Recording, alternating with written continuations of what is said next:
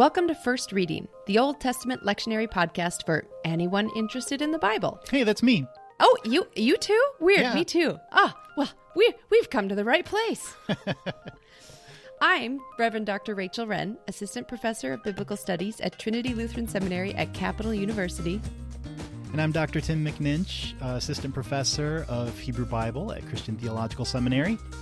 This week we're covering the texts for Sunday, February 18th, which happens to be the first Sunday in Lent, a new season. And I feel like there should be a sound effect there, but dun dun dun feels wrong. Rachel's up to swim in these biblical waters, so to speak. Rachel, shall we dive in? Flood puns. I like it. Yes, this week's text is indeed the famed flood narrative in Genesis 9:8-17, or the ending of it, sort of.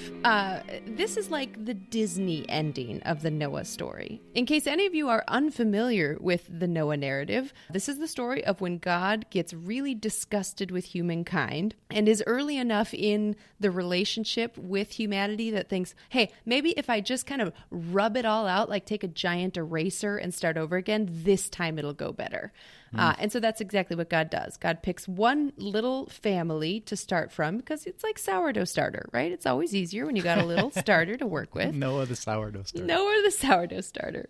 So takes his little sourdough starter, puts them in a boat with animals. It's unclear from the text if it's 2 of every animal or 7 of every animal. But, you know. It's a bunch of animals either way. A lot of animal poop to clean up.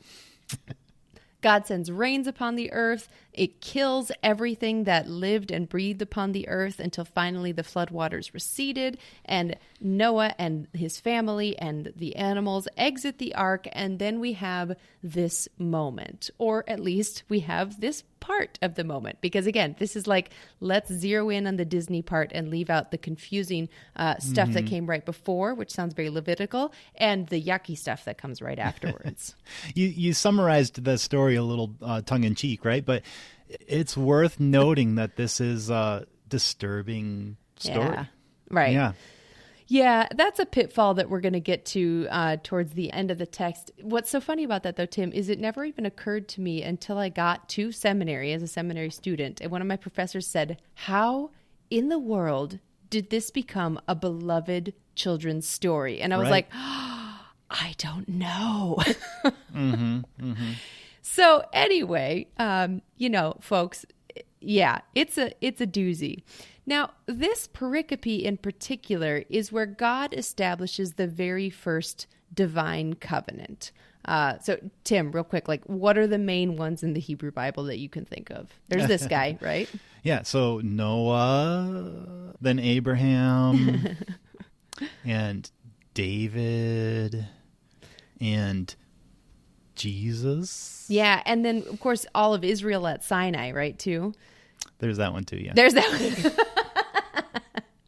Yeah, so Noah, patriarchs, all of Israel at Sinai, David, and then actually the other one that often gets missed is in Jeremiah, or those kind of pre-exilic prophets. New covenant there. Yeah, new covenant language.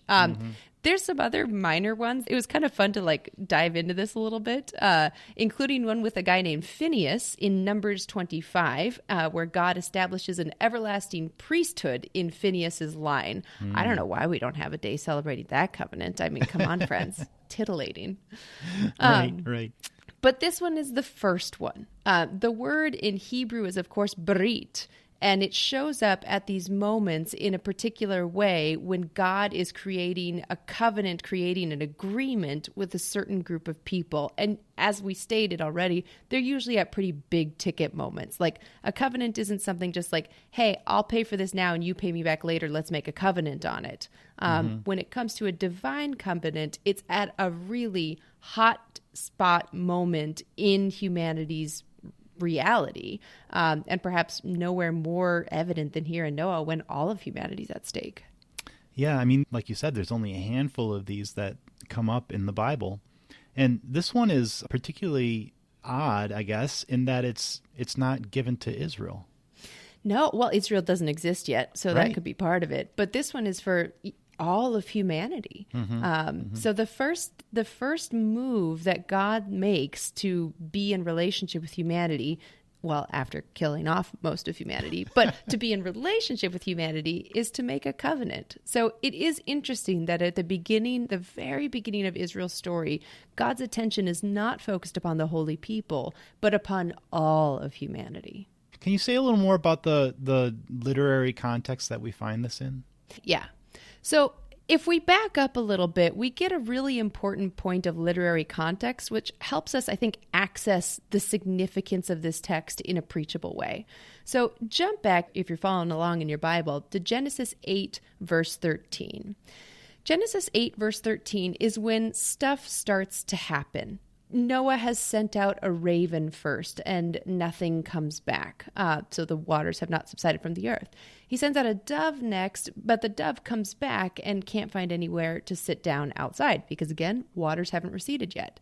Then Noah waits another 7 days, sends out the dove for a second time. The dove comes back to him in the evening, and as the text says, there in its beak was a freshly plucked olive leaf. So Noah knew that the waters had subsided from the earth. Once more time, he sends out the dove 7 days later, and it does not return to him anymore, meaning that most likely it's safe to go out. Then in verse 13, it says, in the 601st year, in the first month, in the first day of the month. Now, whenever it talks about dates like that, my ear always kind of perks up. There are tons of festivals that are described throughout the text. So my thought was, well, is this one of the festivals? It turns out there is a first day of the first month festival, but that's most likely a later tradition. Rosh Chodesh, the new moon festival. Not so much in the biblical text, though. But that phrase still stuck with me, first day of the first month. I felt like I'd heard it before. So I looked it up, and it does show up a couple of other times in the biblical text. And here's two of the ones that I found most interesting. First of all, it shows up in the book of Ezra, chapter 6. For those of you who don't quite remember what's going on in Ezra, this is after the Babylonian exile has happened, where both the northern kingdom and the southern kingdom have been decimated. People have been carted off or have fled into exile. But they finally get the chance to go home. In Ezra chapter 6, the first wave of exiles has returned. They've set up the altar, laid the foundation of the temple, and Ezra is now called by God to return with the rest of the things they're going to need for the newly completed temple. Namely the people, and most especially the Levites, because it was their job to tend to the temple. They start their journey with this. On the first day of the first month, the journey up from Babylon was begun. Which right there, doesn't that sound like a fantastic first line to a novel? I could just see open up and be like, well, what happened before the first day of the first month? And where was Babylon? It's just a great kind of turn of phrase. But relevant to this conversation, when I read that, I couldn't help but wonder if that experience of exile was in some ways a metaphorical, and in some ways real, deluge or flood for the Judahites. When the Babylonians came in and destroyed Jerusalem and destroyed the temple and then carted people away, so much was wiped out. You have to wonder what was lost in that moment. And for the people who especially were in Babylon, it felt like only a small remnant was remaining. And I wonder if it was comforting for them at that precise moment of return and rebuilding to reach back to their history and think, what else have we done on the first day of the first month? Well, we've began life anew after the flood. So I could see an interesting sermon here that really pulls from that concept, that theme of new life and new beginnings, especially as you're thinking about beginning Lent. So this is the other time that the first day of the first month occurs that feels preachable to me. This is Ezekiel 45, verse 18. It says, "Thus says the Lord God, in the first month, on the first day of the month, you shall take a bull of the herd without blemish and purify the sanctuary." And then it talks about the purification process that happens with the bull's blood, touching all the four corners of the ledge of the altar and the gates. "And then you shall do the same on the seventh day of the month. So you shall make atonement for the temple."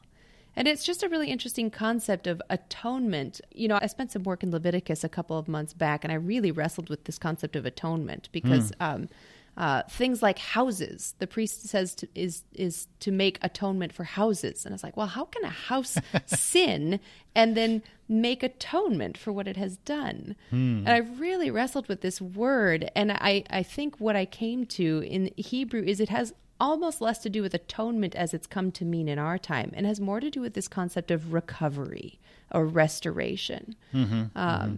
So, with this idea of new life, new beginnings, recovery, restoration, and with it being at the point of the beginning of Lent, I'm wondering if there's something that either Ezekiel or Ezra helps with this story that is so familiar, but really quite graphic in its unfamiliar places. We're at the beginning of Lent. We often call Lent the start of a new journey or a walk of faith.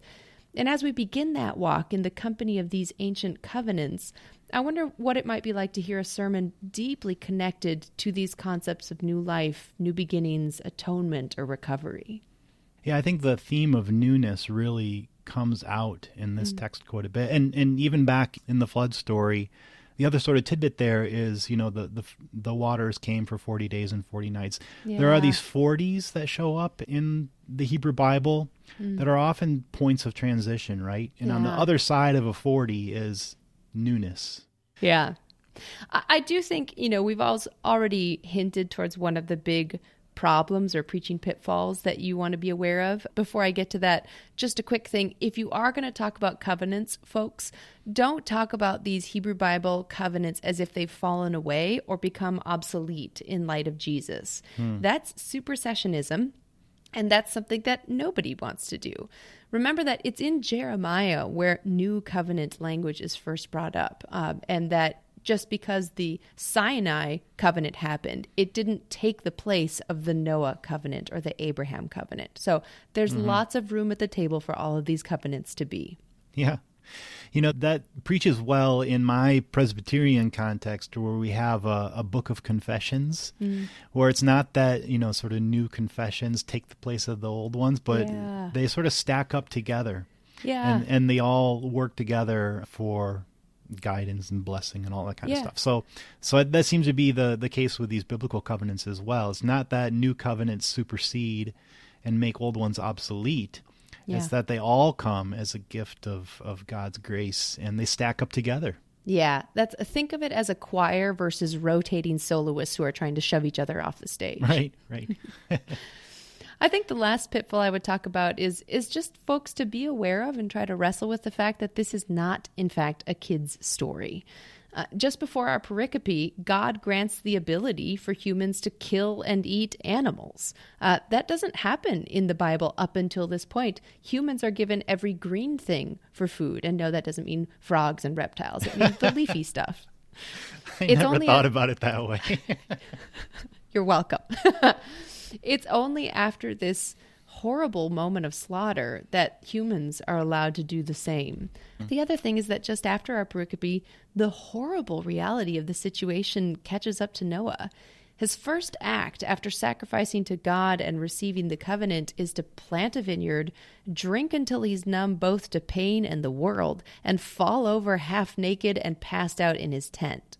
Now, going too far into the graphic reality of this story might unnerve some of your parishioners, but avoiding it altogether does the disservice of glossing over the difficult nature of human experience. And that's something we've done too often in our churches, and it's something that I would encourage you to find a way through.